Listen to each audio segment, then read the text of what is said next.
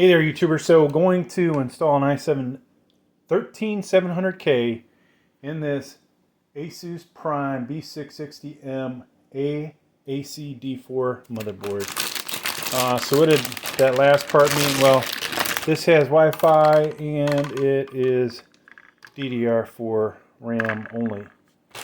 So I think for a CPU cooler in this video, we'll go with this Thermalright. You guys can even see it. Thermalright Assassin, or Peerless Assassin 120 SE. An interesting thing, this is actually the second installation I'm doing with this CPU.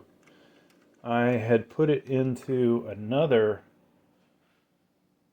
motherboard after updating the BIOS and did not get the power that I was expecting out of this thing.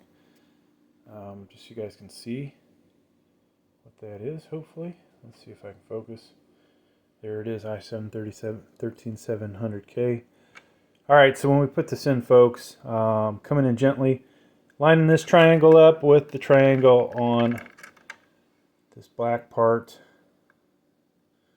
And we want to set it in there gently.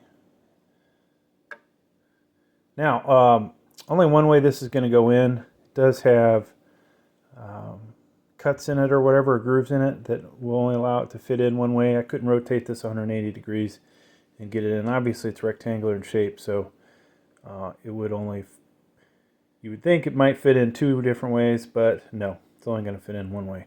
Alright, so it's in. Plus, if you're looking at it, here's where your I/O stuff is. Reading left to right like we do. Reading starts on this left side, which lines up with that. Alright, so you could take the cover off right now, or you can press this down and boom, that's out of the way. A lot of times I actually like to make sure this thing didn't shift. It's good to go, and then boom. Alright. So, yeah, I was a little surprised, to be honest with you, that I had issues with this thing. It's the first time I've had a CPU that would run at its max turbo boost. No issues with power limit throttling. No issues at all, except for the fact the scores were terrible. First I thought I had turned off turbo boost, but that was not the case. So this is actually the second time we will have used this CPU cooler. And hopefully we'll do a good job installing it again. Alright, so here is the mounting kit. Couple things, you know, when you're doing this to hopefully make sure that you do it right. You will want to take the tape off before you put it on it. If you plan on keeping this thing on here a long time, I will take this off, remove it from another one. Now potentially could this see slightly worse temps because it's not sitting quite as tight as you would want it. Doubtful, but you never know. It had really good numbers the last time I used it with the I7-12700F. Of course, this CPU is going to get a lot hotter. So, here's part of this design I can tell you I don't care for. One thing you'll want to do, we need to figure out which way to orient this. This is basically one big square, you know, between the four spots. We want this CPU cooler looking like this. So these guys have to run across here, right? And of course, the threaded bottoms there do not stick up and out. So this thing wants to move around on you. And I can't say this is the worst design. Definitely not the best design, right? Noctua's got a much better design, but I have a feeling the problem with most of these companies is the patents. Trying to find a way to do the same thing, but do it differently so you can get around a patent.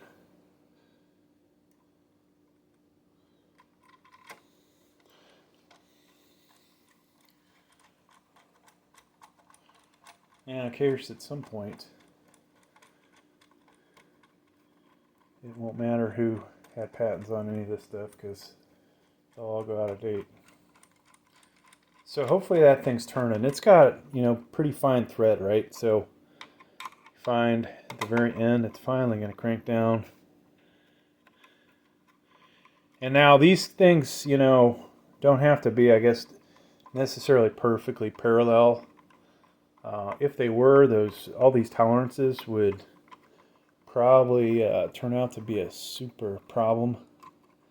It's what you call tolerance stack up. So they have made it where these, oh no, this isn't the design. Never mind, folks, there's another design that allows you to slide those things back and forth. Lo and behold, it's not this one. So hopefully I have this oriented right? If it was supposed to be like this, we're not going to be happy at the end.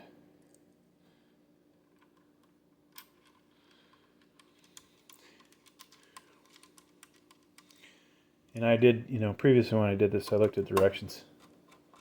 This time, we're just going for it.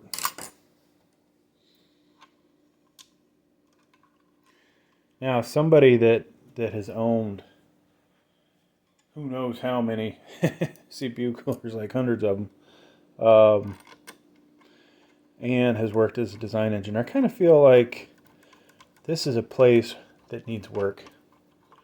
No doubt. Of course, if I had the ability, you know, I could draw it up in 3D CAD, but if I had the ability to get one of these things made, I would make something so ridiculous.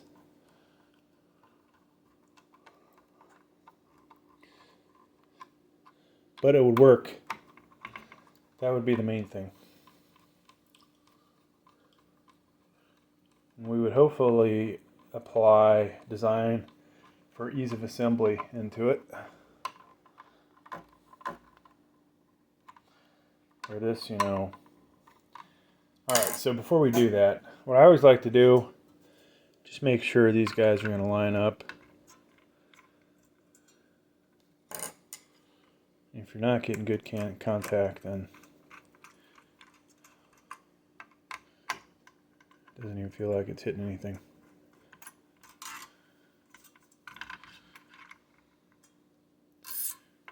So when you do finally get one of these to line up, you just want to get a couple threads on it, and then go to the other side, get a couple threads. So that's going to be good, right?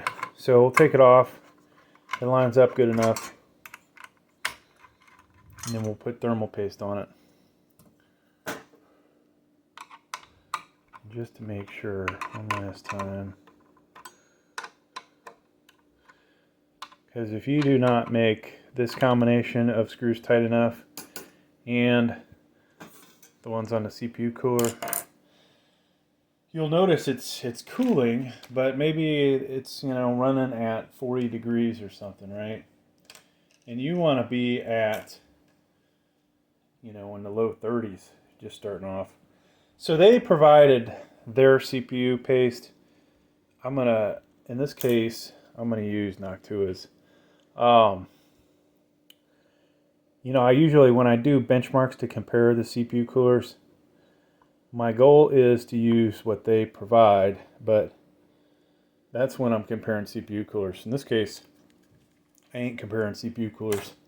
I'm trying to give you guys the best numbers.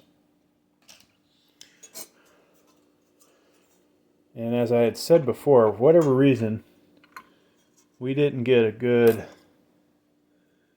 benchmarks with the CPU and a Z690 that I had just updated the BIOS for. I did get awesome numbers with the i9-12900 that was in it, and so I'm a little concerned about that. Now this motherboard, you know, this isn't a high-end motherboard, right? It's really not ideal. You don't see, you know, really good heat sinks on it. The VRMs, power stages, are not going to be anything spectacular. So we might ask, hey, why are you doing this one? Why are you going to benchmark this motherboard? Well, you know, while everybody's benchmarking the good stuff, yours truly sneaks in and get his benchmarks on the crappy stuff, right? So you get an idea. We'll have this already laid out, and you guys will get an idea of the losses that potentially you get with a motherboard like this. Of course, we won't be able to overclock. All right, so that's in there, folks. You know, just to be safe. And the way this one's set up, you better use the right Phillips, because you won't be able to turn it right with a crappier one. All right, we got two fans. Okay, we want them oriented the same way.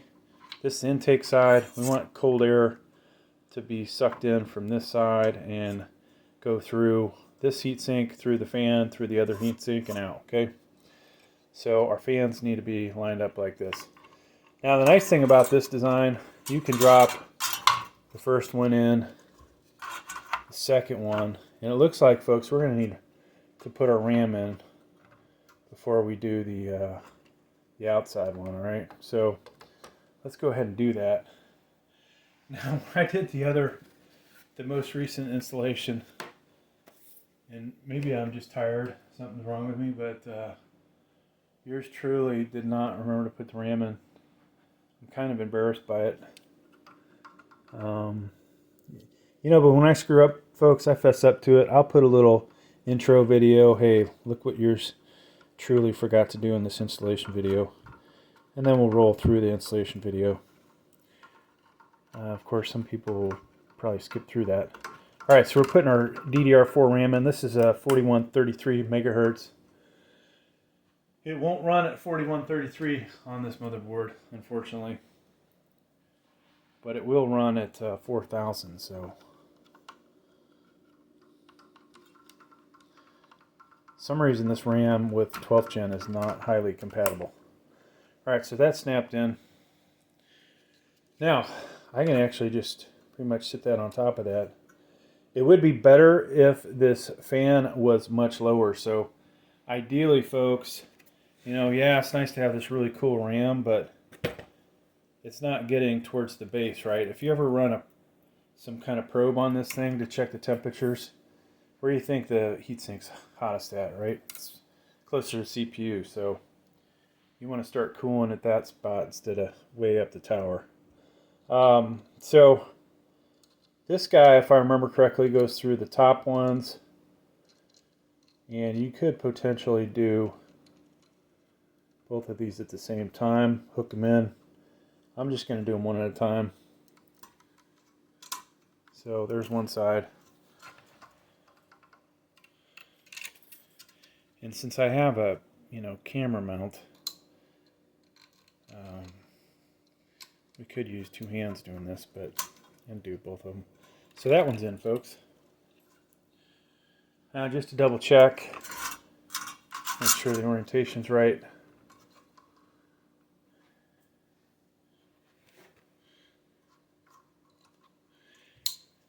Now if the temps, aren't that great on this thing, I would be tempted to replace it with a different set of RAM that sits lower.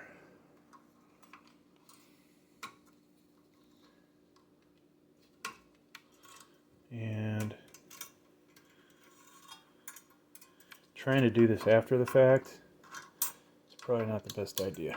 Like, you should probably put your brackets on before you put the fan in. All right, that's in. I screwed up the other side.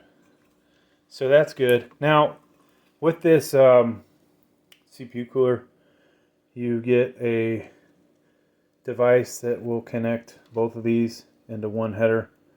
So attach that now. And I've already done it. And then on this motherboard, here is your where your CPU fan goes. Hopefully we can get that in there without. This can go in only one way. And it's in. Alright. So from there, folks, you would put in your M.2. You'll see my videos. I may put them in anywhere, but the ideal spot for the one with the operating system or a Gen 4 would be to stick it under the heatsink. If these are both Gen 4 and you're putting a Gen 3 in, either one of them, is there going to be that much of a performance drop? It's a good question. I haven't actually done that analysis, but I'm not so sure that they get that ridiculously hot. But yeah, that's your spot where you would put the M.2. So that's going to do it for this video, folks. Thanks for checking out the video. Please like, please subscribe. Thank you.